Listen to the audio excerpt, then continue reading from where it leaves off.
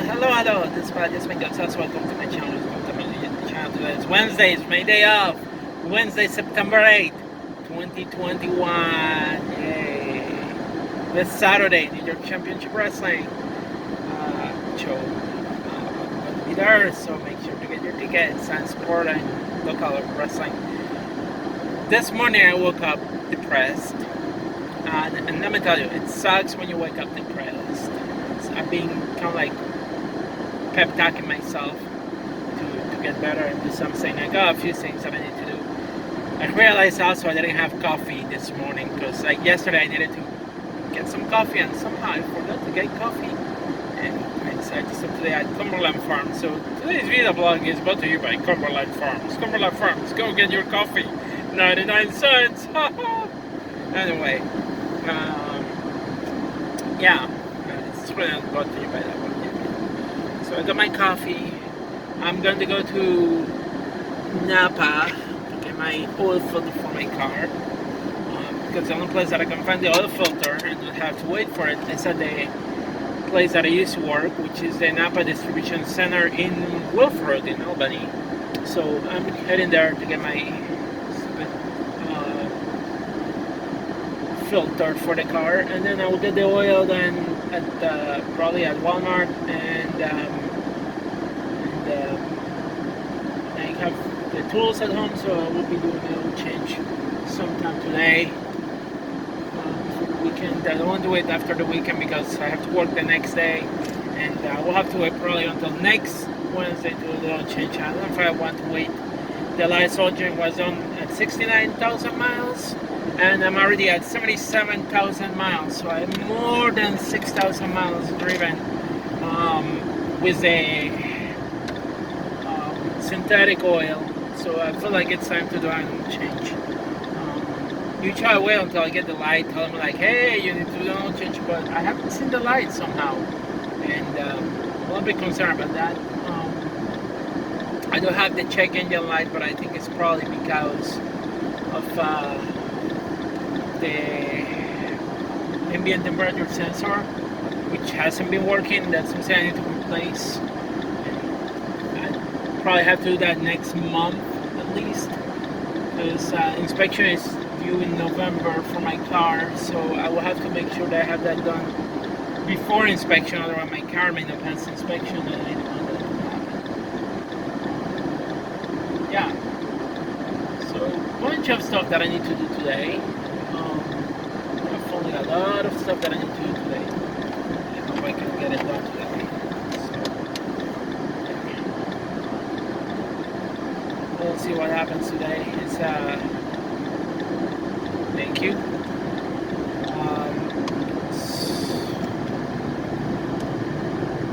I'm planning on going to run some practice today, depending on the weather. Because if it gets, they said there's going to be severe weather today, thunderstorm.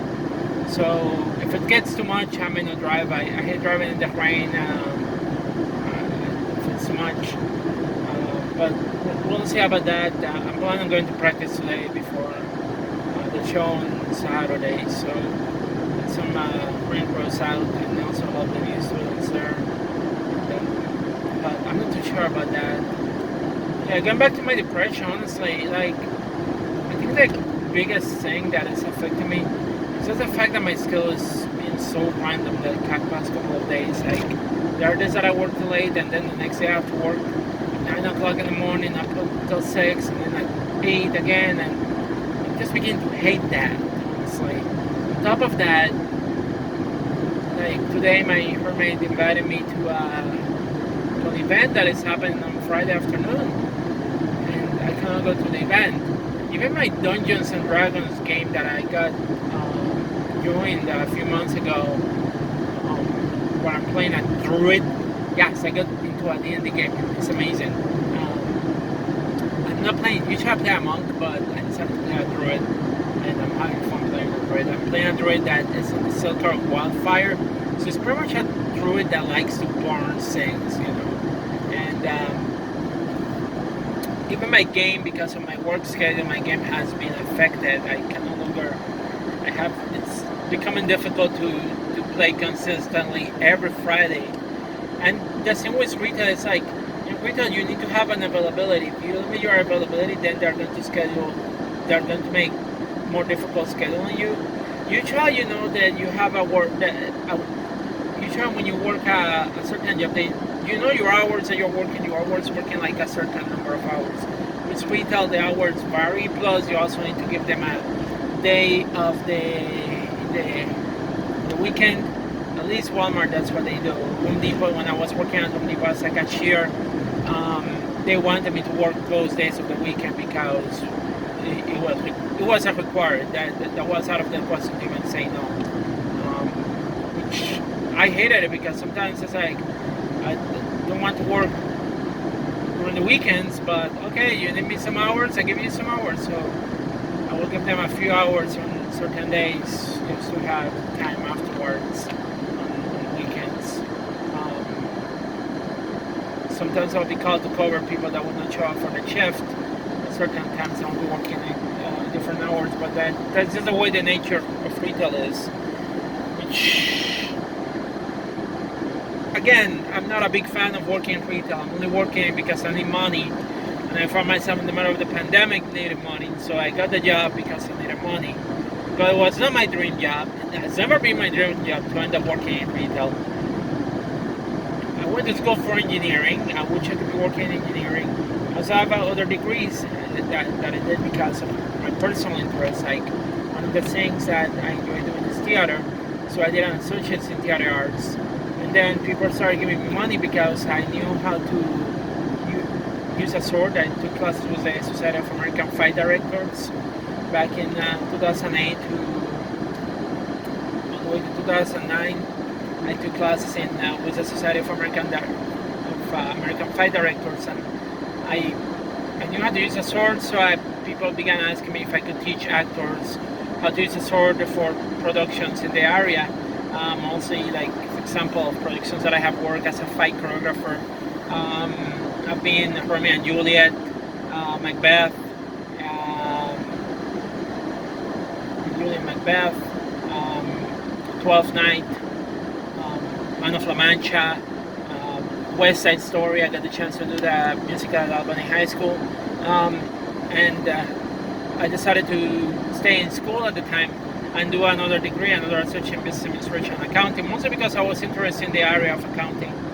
And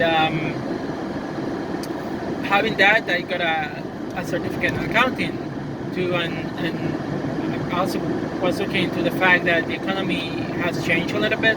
I may not be able to find a job in engineering, so I was looking, well, maybe I can find a job as a bookkeeper with a certificate in accounting, but even that has become very difficult to find. And it kind of sucks, honestly, so for a while I was working for New York State Department of Taxation and Finance, but I ended up hating that job, and I think I even got traumatized from that job too, because I have IBS, and that's something to be living. I can talk more with that if people are interested. I got IBS, so when my stomach tells me that I need to go to the bathroom, I have to go to the bathroom. Doesn't matter where I am. I could be driving. I will have to find a rest stop and use the bathroom. So my managers, they would be angry because I had left my desk and I was using the bathroom, and they would be yelling at me and all that kind of stuff. And now I got concerned whenever I had to use the bathroom at work, because I'm concerned that I'm going to have a manager coming at me, yelling at me like, "Oh my gosh, what took you so long?" and yada yada. And it sucks, honestly, because like with IBS, you don't have a lot of control sometimes.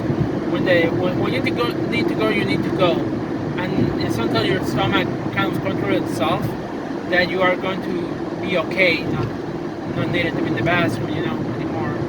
And once I have my IBS attack, I'm feeling fine for the rest of the day, but it's still a little bit painful, and it's like debilitating too,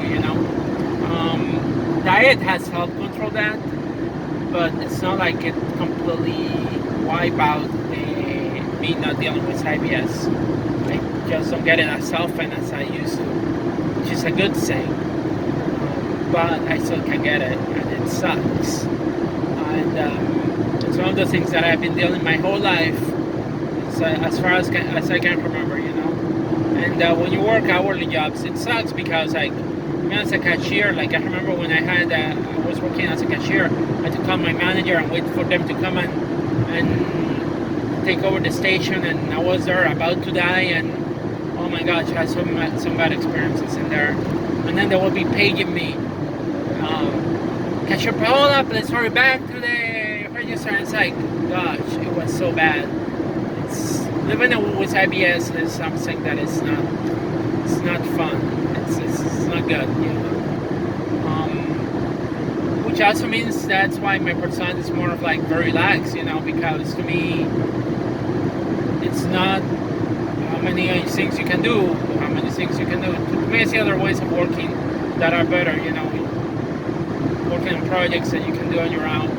I would rather prefer to work on that have a job like that I work on projects and I get paid for finishing my projects. Doesn't matter how they're getting finished, but as long as they get finished, you know.